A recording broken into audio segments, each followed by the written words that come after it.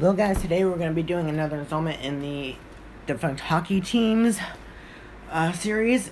Today we're going to be doing the Colorado Rockies, which were a NHL team, not the current MLB team. I don't know what the fuck's going on there. It's kind of weird because you don't really see that at all anywhere.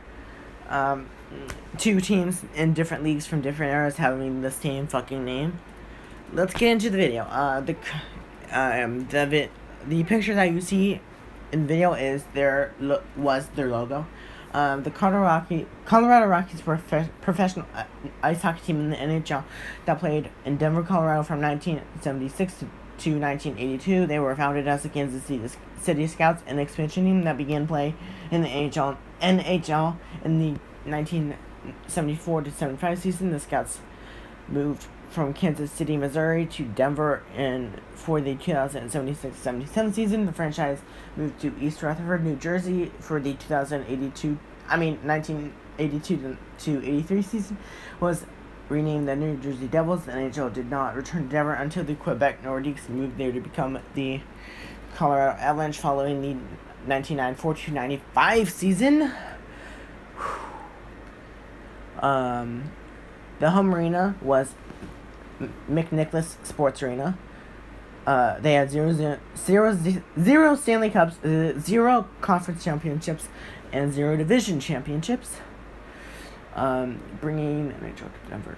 Continued struggles. The team situation improved significantly.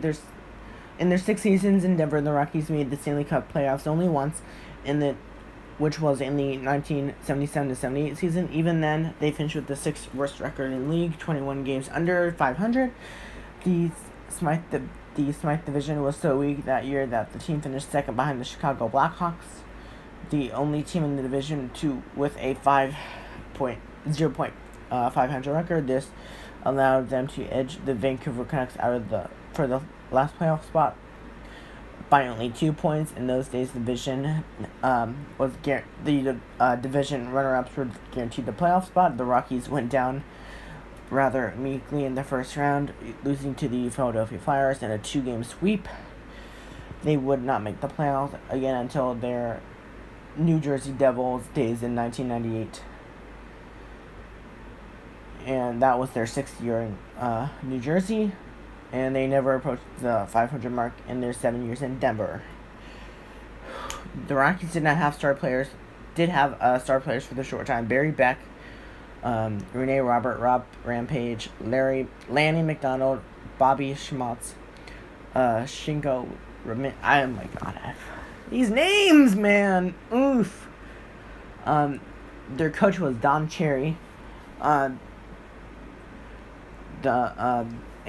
He was a former,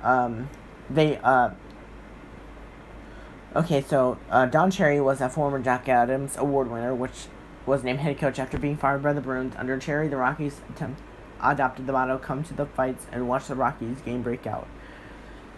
This could be seen in billboards all over Denver in the 1979 to 80 season, as he later admitted Cherry's outspokenness in feuding with the Rockies general manager Ray Mirren did not enter him role in the front office. While Cherry was adept at moving the players, goaltenders was still the team's weakness, as Mirren refused to replace Hardy Enstrom, whom Cherry dubbed the Swedish Sieve. Oh my god. Cherry recalled one game where his players had gotten 10 shots on goal without scoring, but Enstrom then conceded a goal to the opponents on the first shot, so he was yanked from the net. The Rockies finished with 51 points, tied for the worst record in the league. In their final game, which was held at home, Cherry's team defeated the Penguins 5-0, as it was already known that Cherry would not be back next season. He wore cowboy boots that would for what would be his last NHL game. After the final buzzer sounded, his players formed 2 lines for him, with sticks raised to form an arc between. While he acknowledged the cheers of the crowd, Cherry was hired as an analyst for CBC's Hockey Night in Canada program not too long afterwards. Then they moved to New Jersey, and we all know how that went. Well, it's actually gone pretty decent, if I'm being honest here. The last active NHL player who had played for the Rockies was Joe Corilla, who retired from the NHL following the 1995-96 season and played his final professional season for the Cologne Sharks in Germany. In that season, incidentally, Colorado saw the NHL return to Denver after 13 years when the Quebec Nordiques moved to the city and became known as Colorado Avalanche. Additionally, Rockies draft pick Bruce Driver played in the NHL until 1998, but did not join the team until 1983 and after they moved to New Jersey.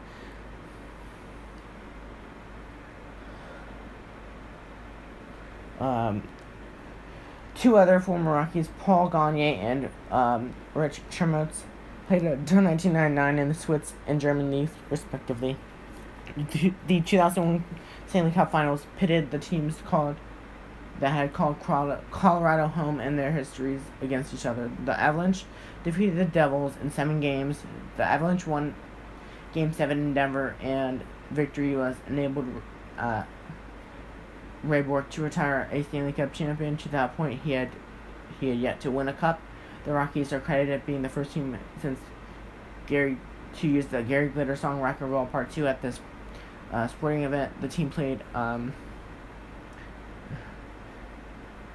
and after every goal scored by a Rockies player. Other NHL teams picked up on this practice, as did teams in other leagues, until Glitter's child sex offenses caused the teams to distance themselves from Glitter's music. The NHL Colorado Rockies should not be confused with the Major League Baseball with the same name that began in the National League in 1993. Let's see, so what's next? So their first round draft picks in 1976 was Paul Gardner.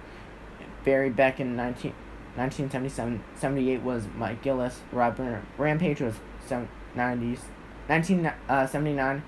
In 1980, Paul Gagne and Joe Cigarella was taken for 5th overall. In 1981, the team captains was Simon Nolet. Wilf Pelham, Gary Croteau, Mike Kurtz, Rene Robert, Larry McDonald, and Rob Rampage. Oh my gosh, that was a fucking disaster. 100%. Thank you guys for watching. I will see you next time. I only feel alive when I'm